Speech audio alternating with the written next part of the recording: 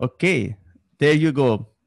This is Satya, and we do a lot of work in SQL Maestros, blogging, recording video courses. So if you go to sqlmaestros.com, you can see a lot of content from us. And Satya has a credible experience working with SQL Server. He also focuses on internals, querying, programming, and performance tuning, and is always up to date with what's going on in SQL world. So Satya, over to you for your session on intelligent query processing part 2. So he continues from where I left yesterday. I did two things, two crisp demos. He's probably going to do another two or three. Satya, over to you. Thank you, Amit. Can you hear me? Yes, absolutely.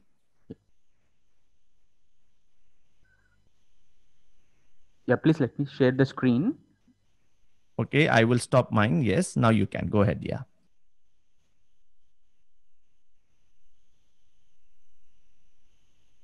Yep, I hope all of you can see the screen as well.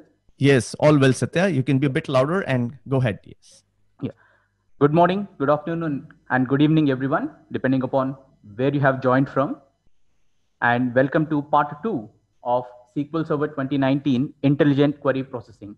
Part 1 was done by Amit Bansal yesterday. So this is continuation from there. We will be covering two more demos. So before we move forward, thanks to our knowledge partners. So without knowledge partners' help, pulling out this big event wouldn't be possible. So thanks to all of them.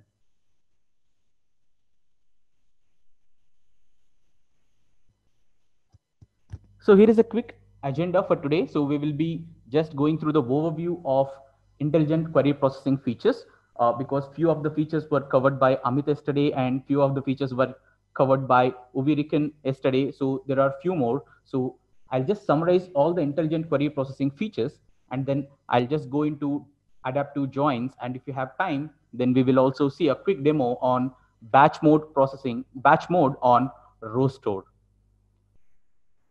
So here is the features there. So in SQL Server 2017, Microsoft has come up with this feature family called adaptive query processing. So what is this adaptive means? So you do the mistake for the first time and learn from the mistakes in the subsequent executions. So you're adapting from the first mistake. So adaptive query processing feature family contains three features in the beginning in 2017. So there are adaptive joins, interleaved execution, and memory grant feedback for batch mode. So these are the things that were introduced as part of adaptive query processing in SQL Server 2017. So in SQL Server 2019, Microsoft has added few more to that feature family, and these are table variable deferred compilation, batch mode on row store, T-SQL scalar UDF inlining, and approximate query processing, etc. So out of these things, Microsoft has combined adaptive query processing and named all these features together as intelligent query processing features. So even adaptive query processing comes under intelligent query processing. So yesterday, Amit already covered memory grant feedback and from 2017 and table variable deferred compilation from 2019. Uvirikan has covered interleaved execution from 2017 and T-SQL scalar UDF inlining from 2019. So today I'll be covering adaptive joins batch mode and I'll try to cover batch mode on row store as well. So to run all the features that were introduced in 2017, you should be in compatibility level 140, that is SQL Server 2017. And to run features which were introduced in 2019, you should be running under compatibility level 150. So I hope this quickly summarizes the intelligent query processing feature family. So this is a feature family. That means in the upcoming versions, there will be more features will be added to this feature family. So we will quickly discuss a couple of things about batch mode adaptive joins and we'll go directly into the demos without any delay. So to run this batch mode adaptive joins, you should be under at least database level compatibility 140 or else higher.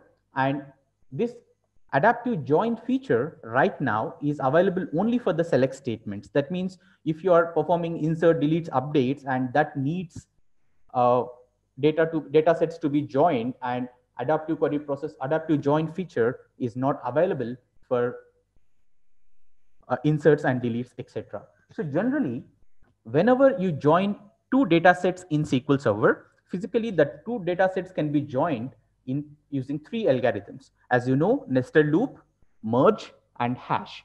So these are the three physical join algorithms that are available in SQL Server to join two data sets at a time.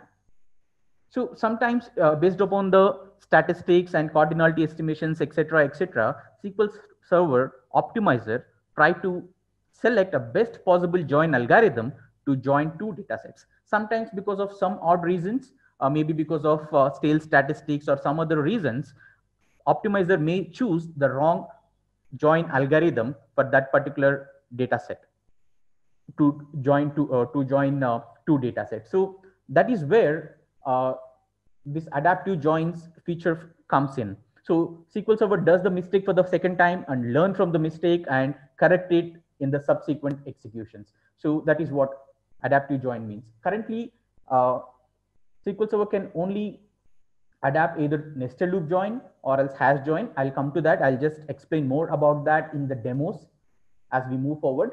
So that means in order for SQL Server to consider adaptive join as an option for in the execution plan, all the queries should be eligible for both nested loop join or hash join algorithms. So what does that mean?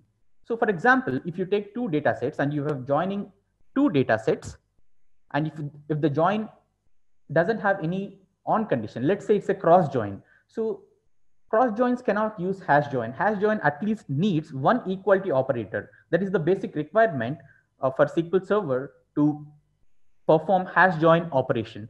So if you take a cross join, there is no on condition itself. So for cross join, SQL Server cannot be able to use hash joins. So what I'm trying to say here is all the for SQL Server to make use of adaptive joins, the query should be able to should be eligible to do both nested loop join and hash join. Then only SQL Server optimizer can choose between these two. So that is the thing that you should be noting. And one more important point to be noted here is outer references should be same for hash and nested. Let's say you want to join two data sets, and one data set will be selected as outer table, and another data set will be selected as inner table. So generally speaking, not always, generally speaking, the smallest data set will be selected as outer table. So in this particular case, for SQL Server to consider adaptive join, outer reference should be same in both hash and nested. When we go to the demos, all these points that we are discussing now will be more clear. So without any further delay, I'll just quickly go into the demos. Let me open up my VM. I hope all of you can see the VM. It's up there. And for this particular demos, I'm using Wide World Importers DW database. And let me prepare some data for our demos. So this preparation is nothing but that deleting some rows and then adding some rows so that our demos will go fine. So as we already discussed, database compatibility level should be 140 in order for SQL Server to select adaptive join features. So let me set the compatibility level to 140. And if you see these two syntaxes, so as I already told you, this particular feature is introduced in SQL Server 2017. For that, we need to enable that feature once we set the compatibility level to 140. So in 2017, to enable that feature, we need to alter a database. We need to alter a database scoped configuration. So if you see, if you turn off disable batch mode adaptive joins, then we are enabling adaptive join feature. So it is a little confusing.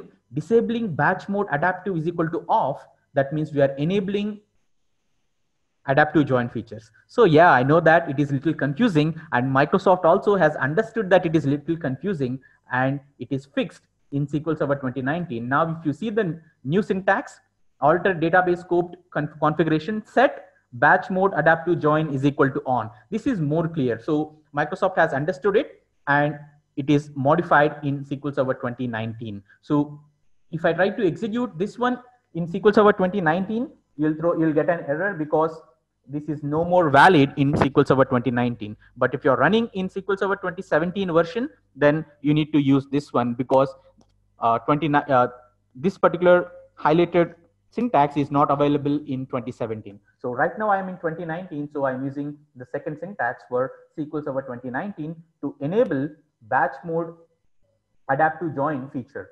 So I have enabled it. So we have already set database compatibility level to 140, and we just now enabled batch mode adaptive joins also. So let me just clear the procedure cache in case from my previous executions, whatever is cached will get cleared. And be careful with these commands whenever you're creating procedure cache, etc. We need to be very careful, and we strongly warn you that don't execute all these commands in your production environment. So Satya, just a quick note, your mic was a little better earlier. Now your voice is getting a bit suppressed. So just some feedback. Maybe you can just pull up the mic a bit. Okay, yeah? okay. Thank you. I hope you can hear me fine now. Much better. Okay. So let us look into this particular query. So what we are trying to do here, we are just joining two tables. One is stock item table, other one is order table on a stock item key column. And we are just filtering out where quantity is equal to 360. It's a simple query. We are just finding out order details where quantity is equal to something. If I execute this query, and before executing, I'll make sure that I have enabled actual execution plan. And let me run this particular query. If I run and I go to execution plan, before that, if you see, there are 206 rows here. The output of this particular query is 206 rows. Let me go to the execution plan once. And if you see a new show plan operator called adaptive join here. So SQL Server is now introducing adaptive join into our execution plan. I hope you all can see adaptive join operator, which is new from SQL Server 2017. So what is happening here? If I just hover over my mouse on adaptive join, and let me zoom in a bit. And if you see, adaptive mode is true. Adaptive mode is set to true. And if you see, estimated execution mode is batch mode, and actual execution mode is also batch mode. And if you see, important point here is that estimated join type is hash match, and actual join type is also hash match.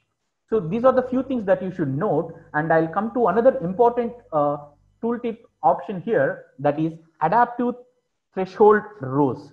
I'm just highlighting this one right now, adaptive threshold rows. So right now it is 68.8. So it is calculated based upon statistics and the tables involved in the query and the where conditions and the value that you pass at where condition. All those things will come into the picture, and SQL Server Optimizer will calculate this threshold called adaptive threshold rows. So if, as I told earlier, whenever we have two data sets to be joined, and SQL Server will select one data set as outer query and other data set as inner table, outer reference and inner reference, I should correct myself.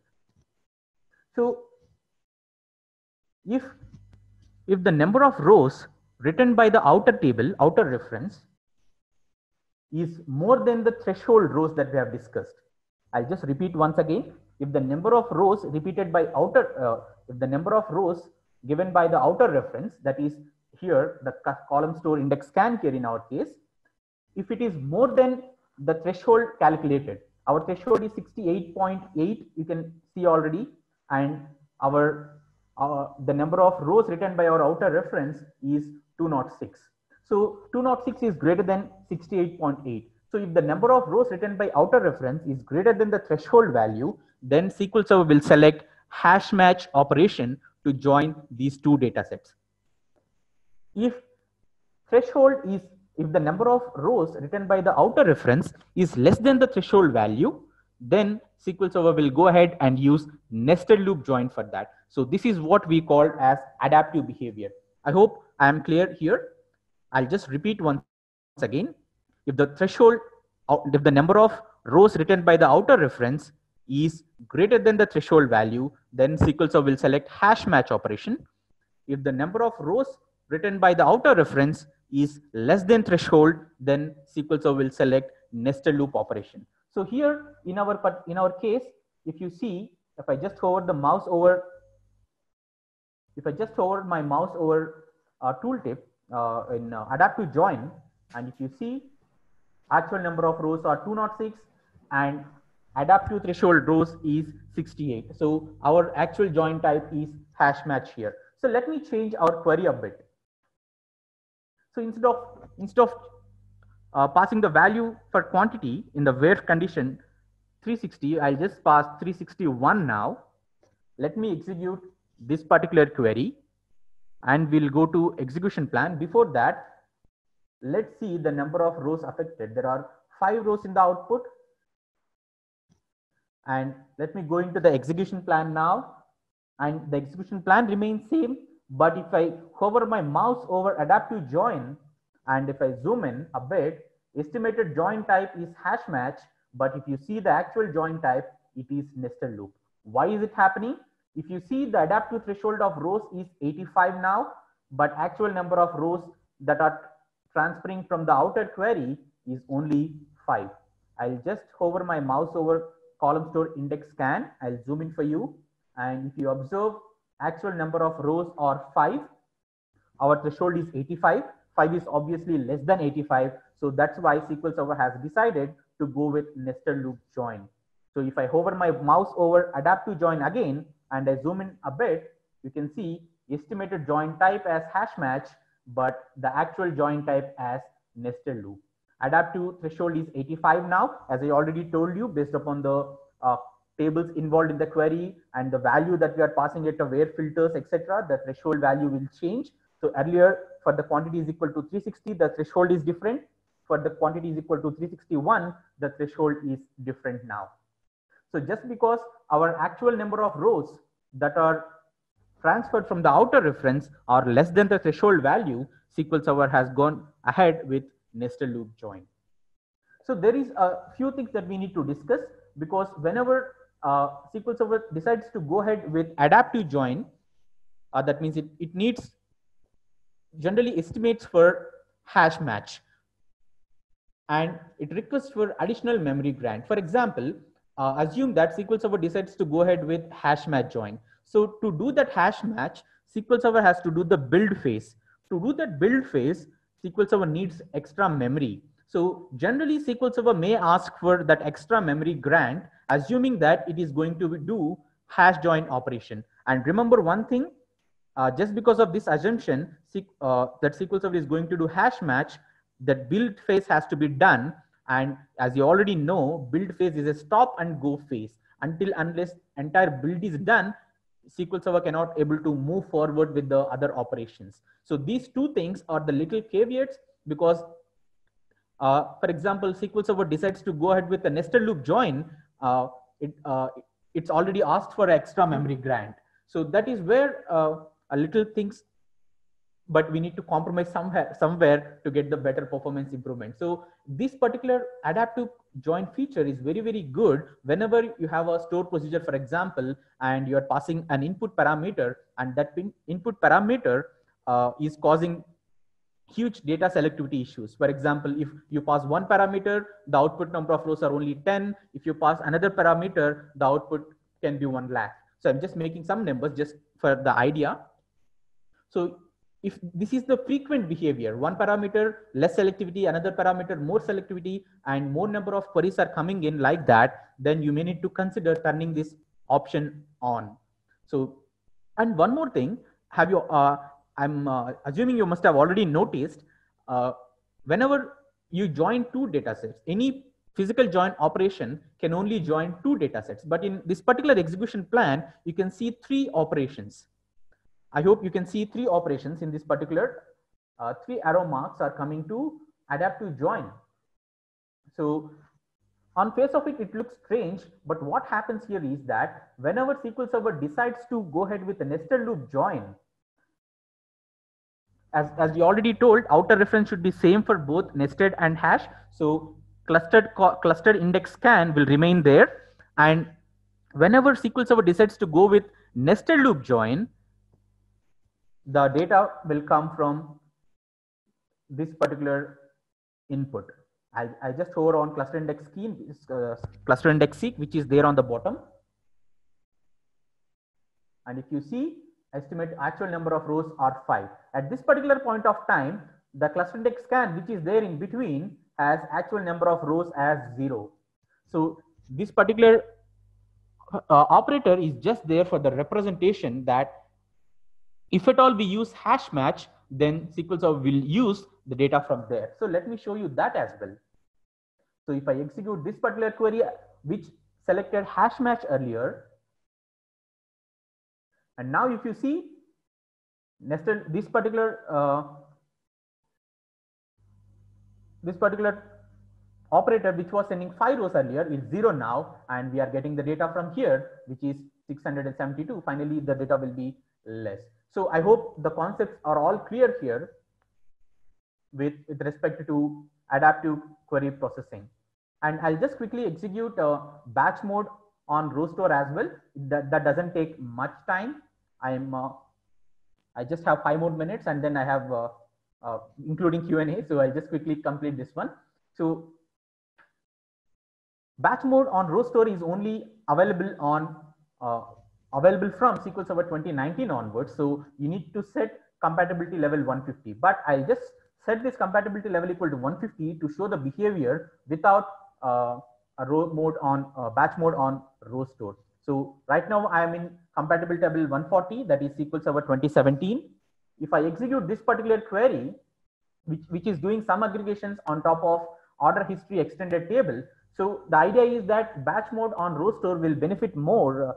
We will be benefited with batch mode on row store storage whenever we are doing a lot of aggregation. So that's why I'm showing you aggregated query here.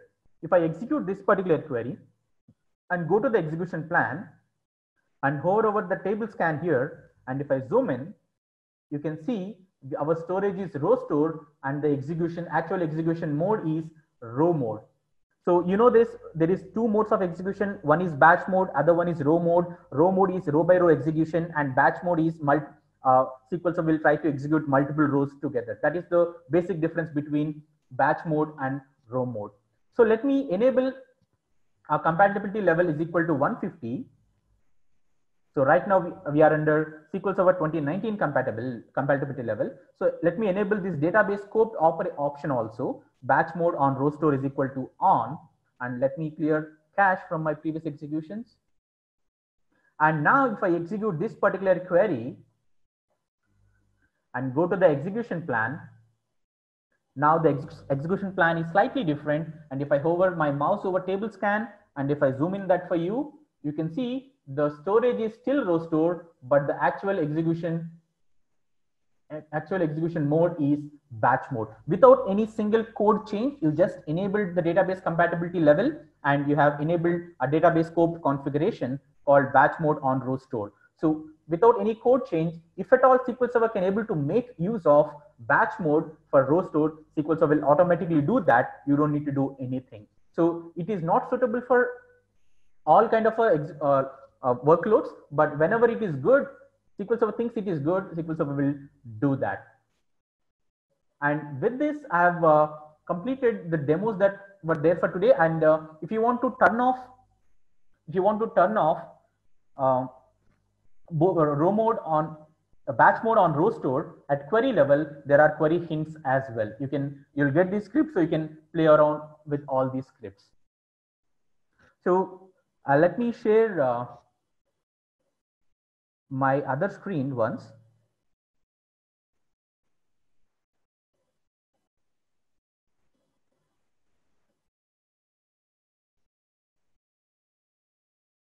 As you already know, SQL Maestros is one of the knowledge partners for this virtual symposium.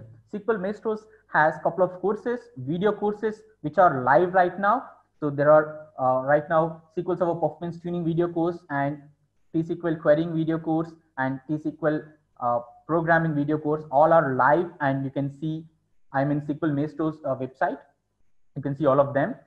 And you can also go ahead with the individual modules of performance tuning. The best point about video courses is that you can watch that anytime, anywhere, and as many times as you can. And the specialty about SQL Maestro's video courses are 70 to 80% of the content is demo pack. So whenever you see and go, whenever you are watching SQL Maestro's video courses, then most of the times you will be watching the demos. That is the real value that we will provide. And one important thing is that to support the community during these tough times, we had put up huge discounts there. You can go ahead and browse sqlmaestros.com to learn more about all the video courses.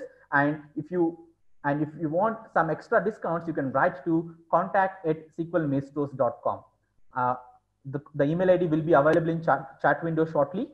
If you need some extra discount, you can always write to contact@sqlmaestros.com. We really try to support the community during these tough times. So I hope I am on time. If I have 2 more minutes, I'll quickly take any questions.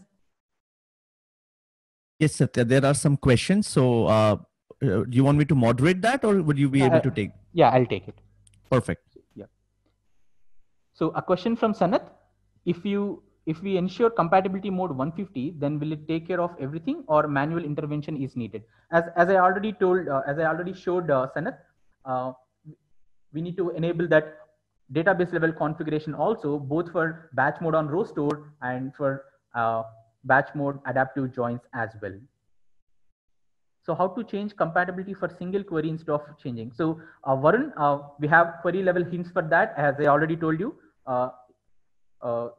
If you want to allow, you can use query hints like disallow batch mode at query level, so that batch mode will not be applicable for that particular query. These query hints are available in the scripts right now. When we share this deck and scripts with you, you can able to play around with all these things. Yes, there are query hints available to control the behavior at query level. Taduri Vijay Kumar, what exactly adaptive join operator will do? Yep. So it adapts from the mistake that SQL Server will adapt from its first mistake and try to correct from the subsequent execution. So that is the adaptive behavior. That is why SQL Server team named it as adaptive join. What is the basic difference between nested loop and hash join? Anuj, I'll suggest you to go to SQL Maestro's YouTube channel. We had put up a video about nested loop, where you learn about how it works internally, algorithms, etc. So you'll find more details there. How does the threshold value calculated? So as I already told you, depending upon the tables involved and the statistics and cardinality estimates and the where filters and the value you are passing at where filters, all these things will come, and SQL Server will try to calculate that threshold rows. What are the benefits of batch mode over row mode? So row mode will process one row at a time. Batch mode will process like multiple rows at the same time. That is the basic difference between row mode and batch mode. So do you have a query hint for adaptive joins? Yes, we have already discussed this.